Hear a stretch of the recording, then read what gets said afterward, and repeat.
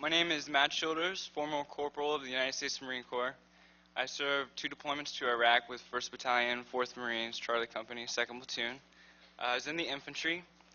The first deployment started just before the initial invasion of Iraq in May of 2003 and lasted until September. The second deployment lasted from May 2004 until February 2005. There's a few instances I want to speak of regarding the dehumanization of the Iraqis. I have a few scenarios, but these things happened on an almost daily basis. Between April and August of 2003, 1st Battalion, 4th Marines was occupying a pistol factory in Al-Hilla. And my platoon was tasked out with detainee watch along with some Marines from the regiment. These detainees, there's 3 of them, they were in our custody for about a week. Over this week, these guys were beaten relentlessly and humiliated, teased with food and water. They were begging the Marines for food and water, and the Marines would mock them, throw water in their face. The detainees were flexi-cuffed by their wrists behind their back, and they were blindfolded. The Marines were screaming at them to get up, and then they'd trip them down on their face. They couldn't break their fall because they're tied up. And the Marines were showing the Iraqis pornography, which is strictly taboo to their religion, and they made this very obvious to us. I saw a Marine take the hat off of an Iraqi. He shoved it down the back of his pants and wiped himself with it, and then tried to feed it to the Iraqi who was blindfolded. And because he was desperate for food, he actually tried to eat it.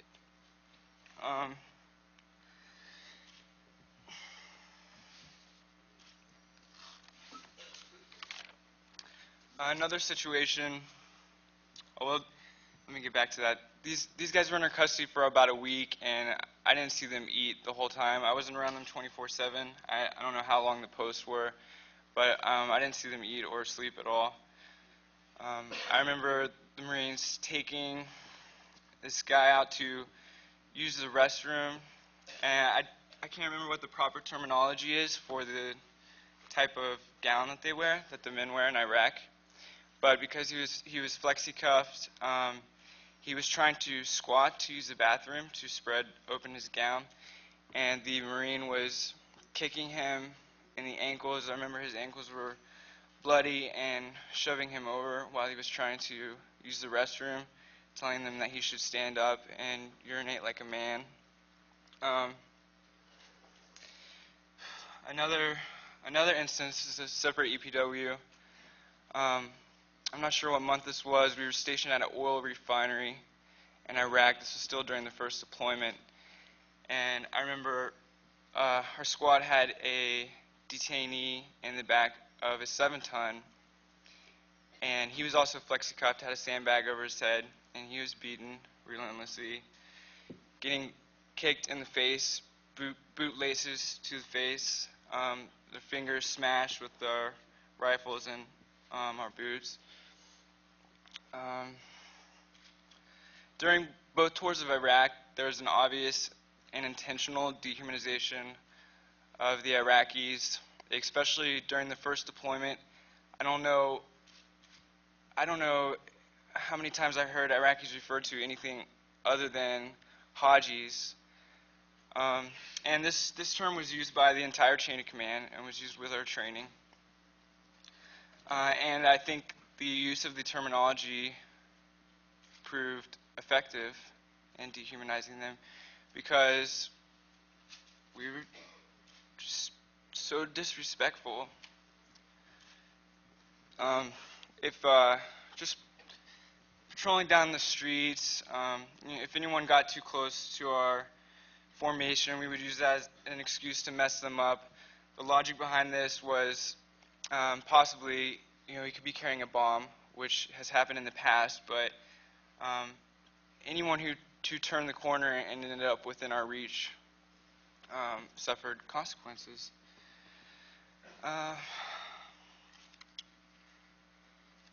During both tours of Iraq, it seemed like we raided countless residences. I couldn't even begin to give you a figure. Most of the time, we'd show up like 3 o'clock in the morning, early hours of the morning, bust in the house, raid the house, systematically clear every room, pointing semi-automatic and automatic weapons in their faces and screaming at them in a language that they don't understand. I don't know where the intelligence was coming from for this stuff, but we barely ever found anything in these houses. A lot of times they're just homes of families, and we throw everyone out out of their own homes in the front yard. This happened countless times. If we did find anything, we may find an AK-47, which before the American occupation was legal for them to have. Their weapon laws are obviously very different. I remember one raid that we did on a house, and there was an elderly man laying on the floor, and our squad leader was yelling at us to get this man up, and we were screaming at this man, and he's obviously very old and ill, and the Marines began kicking the man.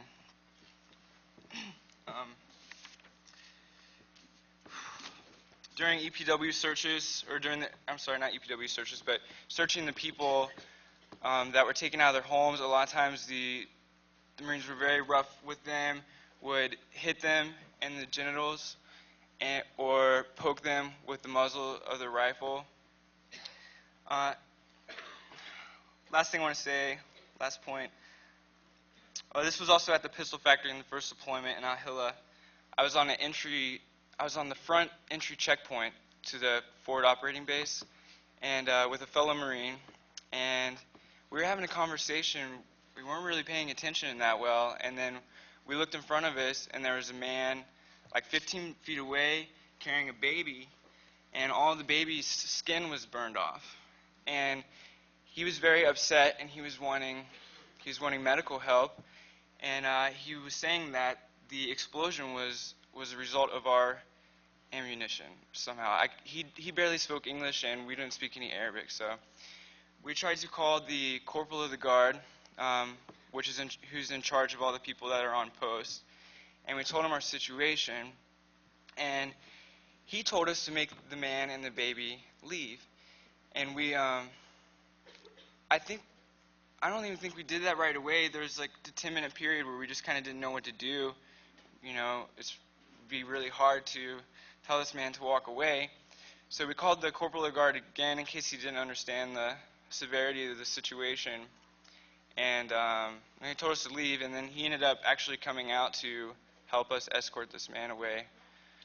I have no doubt in my mind that the baby's injuries were a result of coalition forces, because all of Iraq is riddled with unexpended ammunition, mortars, and bombs. Our own training tells us that they use this against us to make the roadside bombs. So, there's no doubt that it's out there. After going through the process of boot camp, I was proud of myself and believed I was doing the right thing. And they have a way of making you look up to people, and they have a way of instilling pride within yourself for what you're doing. They also joke with you and sing cadences about killing people, and these things put pressure on the individuals to be the stereotypical Marine, to be ruthless and merciless. That's all I have to say. Thank you.